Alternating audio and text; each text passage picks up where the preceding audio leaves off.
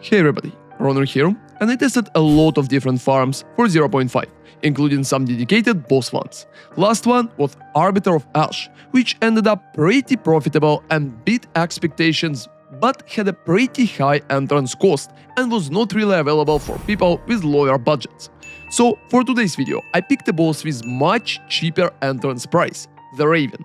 Now I will showcase all the loot that I have received after fighting Raven for 100 times on stream, calculating the profit so we can see if Raven can be as profitable and good as Arbiter. Feel free to subscribe to the channel if you appreciate detailed farm breakdowns, and let's go. So first off, let's talk about the Raven boss and the entrance. To enter and fight the boss, you will need to get Raven Reflection. And Raven Reflection is a basic item which you can just buy from currency exchange. At the moment, it's pretty cheap. So for one divine, you can get 2.25 Raven Reflections.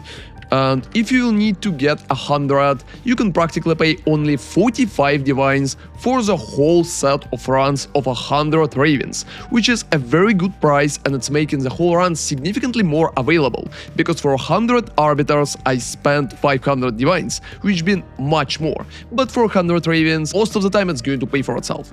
So when you have your Raven Reflections, you will need to open the map device, click the wizard below, just go to the tree and put your Raven Reflections inside to enter the boss fight. So just click and activate after it and enter in the Paracos. After that, you just need to go forward, which a cutscene, which could be a little annoying actually, but after that you will be able to fight the boss. After the boss is defeated, you will need to exit the wizard below and just re-enter it again to fight the boss again. That process could be a little annoying, but in the end it's not taking that long. And it's still much faster than Arbiter fights, for example. Based on my calculations, after fighting 100, usually you're spending about 1.5 minutes for each fight, including sorting and all other small things that you're doing in the process, buying stuff and so on. You're going to end up with approximately 2 minutes for each fight at best, and you will be able to finish your 100 fights for approximately 3 hours and maybe 10 minutes on top. The same way like we've been using Masters to farm Arbiter, you can also use delirium Science again. So right here you have Head of the Snake, which allows you to get powerful map bosses have 5% chance when defeated to reveal a nearby citadel, and Pinnacle bosses have 25% chance to drop an additional unique item. You're honestly looking at that additional unique item chance, and I definitely recommend to just run Head of the Snake together with Doriani. You can also pick Stitch the Flash for additional revivals, so in case if something will go wrong, you will have your revival up. But at the moment, I believe that Doriani is mandatory for almost all possible bossing, and it should be used because it's improving your loot chances.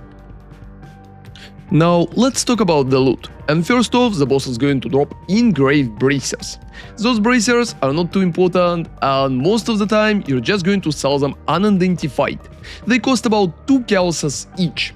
And as you can see right here, I dropped about 8 bracers overall. So with the prices like 2 chaoses for each unidentified, it's going to be approximately 16 chaoses, so a little less than 2 divines. It's pretty nice considering the price of the entry is so low, so I probably would still sell them. You can also just identify and gamble them, because there is a chance that you will sell them for a little more, but there is not much different stats on the gloves themselves, and they can go even cheaper.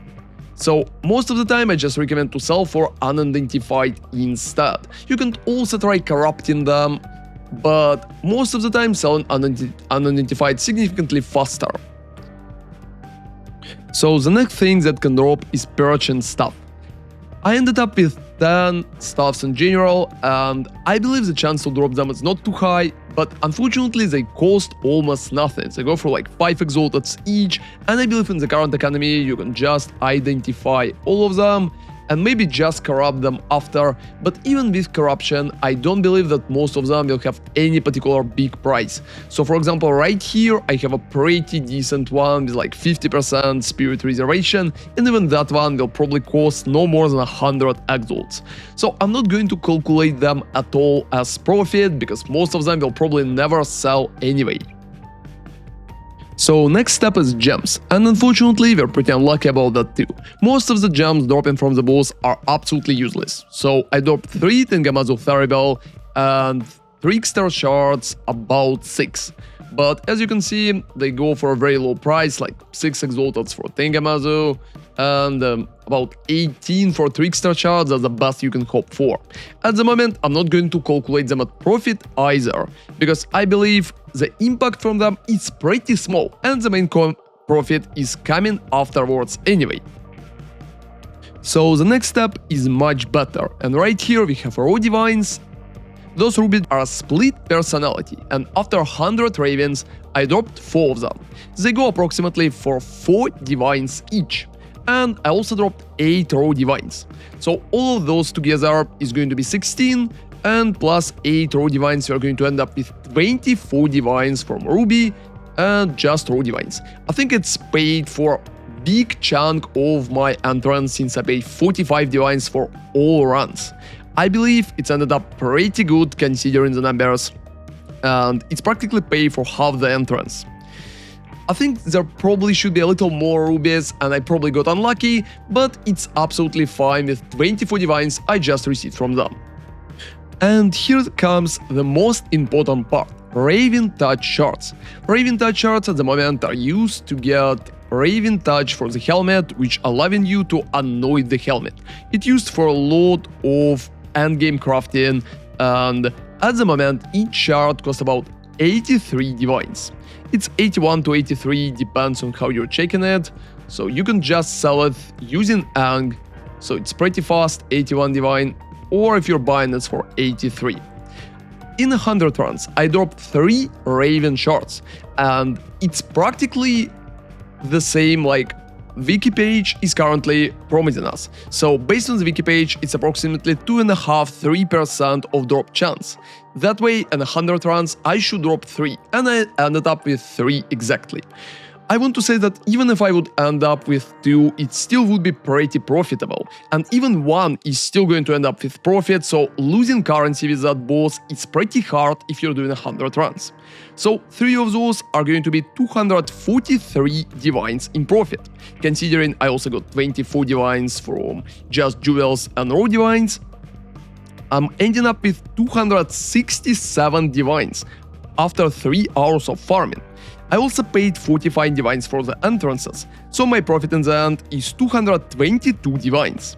And considering I've been farming it for 3 hours, I think my profit per hour is about 74 divines per hour.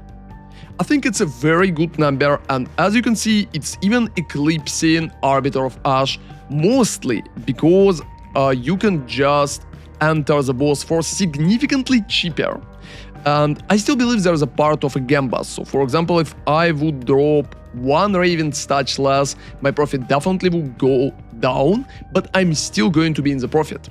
And even if I would drop only 1 Raven Touch Shard in 100 runs, I'm still going to make a profit, together with everything else which is dropping, because all entrances cost 45 divines, and 1 Raven Touch Shard is 81. So I believe at the moment, Raven is one of the most promising bosses to farm if you're on low budget, because if you're doing 100 runs, it's pretty hard to lose currency there.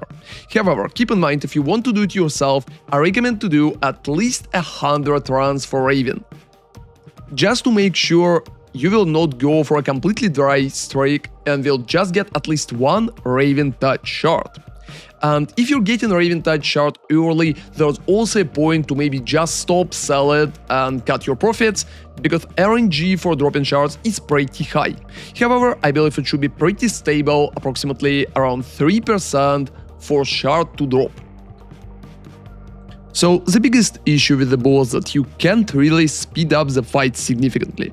The best you can do is probably about 1 minute and 20 seconds. So the only trick you can use for it is like when you're opening map device, just Ctrl left click withered willow and it's going to open the teleport faster. So instead of searching for it, just open, Ctrl click, and you will be able to get the teleport up. Right here, you just enter in. But except for that, there's not a lot of tricks you can use. However, while prices are going to be so low for that boss, I believe that farming it is still going to be very profitable up until the price will correct, and Raven Touch is always going to be important because it's used in almost all endgame crafting for helmets. Hope that video will help you out and maybe you will try out both as well. Just make sure you're not running too small of a sample size and not ending up with running like 30 bosses without dropping a single shard. Thank you very much for watching and see you next time. ronarray out.